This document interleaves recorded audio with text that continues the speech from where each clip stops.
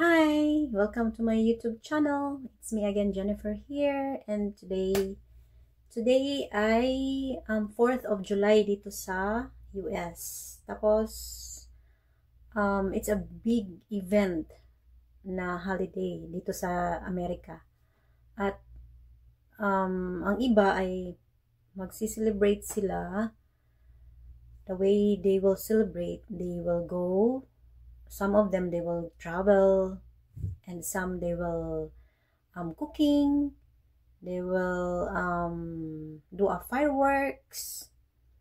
And kami ng asawa ko dito sa Amerika ay magluluto kami. So that's how he used to celebrate the 4th of July or Independence Day. So ipapakita ko sa inyo kung ano ang lulutuin namin.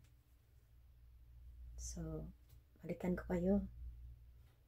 Let's go. Okay, so nandito na ang marinated na pork ribs. Ito. Na may seasoning na wood-fired garlic with hardwood smoke flavor. So ito ang ginagamit ko. Tapos may manok din. So ito, na-marinate ko ito kagabi lang. So para manunuot ang lasa. So maya-maya ay grill namin ito sa labas. So may griller doon sa labas. Okay, and here's the quarter leg part of the chicken na minarinate ko. Same seasonings lang din ng pork ribs. Dalawang quarter leg na part ng manok. So, okay, so Nathan's hot dog. Lulutuin din namin ito kasama ng pork ribs at quarter leg part of the chicken na for barbecue. Okay, so ngayon ito na ang ating pork ribs na barbecue. So ngayon ay niluluto pa namin gamit ang grill dito sa labas.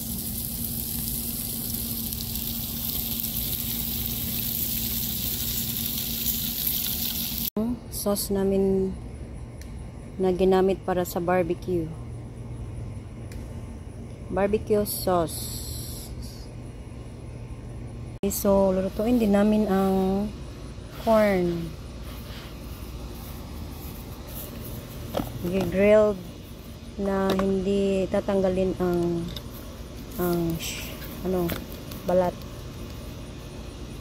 Okay, so ito pala ang charcoal na ginamit namin or uling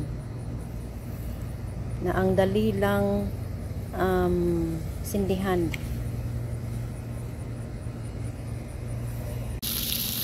So binaligtad na namin ang pork ribs at ito na ngayon at napakabango.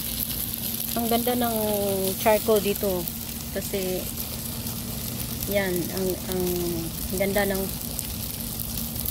kasi ilang charcoal lang ginamit namin, hindi marami. Tapos ang ganda ng pagkaka-init.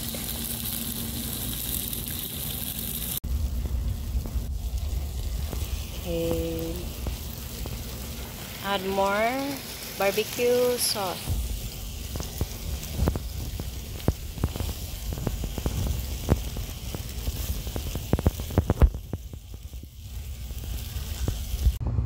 Okay, so ito na ang ating pork ribs barbecue. Smells good.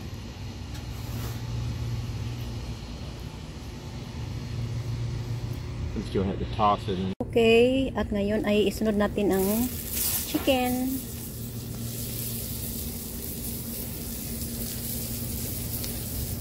That's the chicken quarter leg.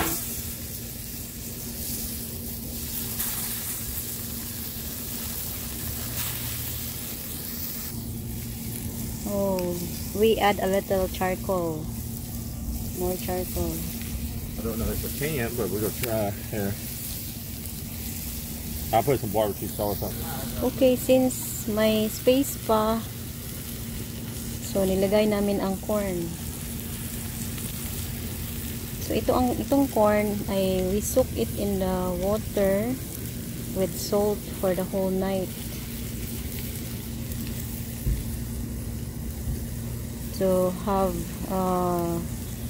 more taste. So that's the barbecue sauce. We also add for the chicken. That's it.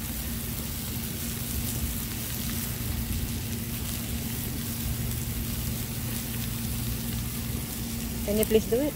Yeah, well, you could. It don't matter to me. I'm glad you sliced it the way you did, so that it soaks down in there. Okay, let's check our chicken. So it still got the grill marks on it. It's on the aluminum foil.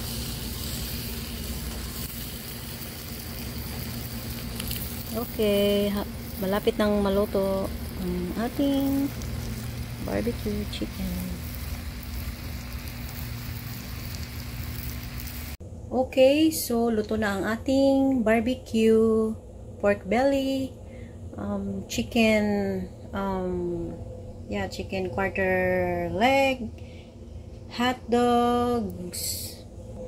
We also have here the corn. So, luto na guys. Ang bango. Bango ng ating barbecue.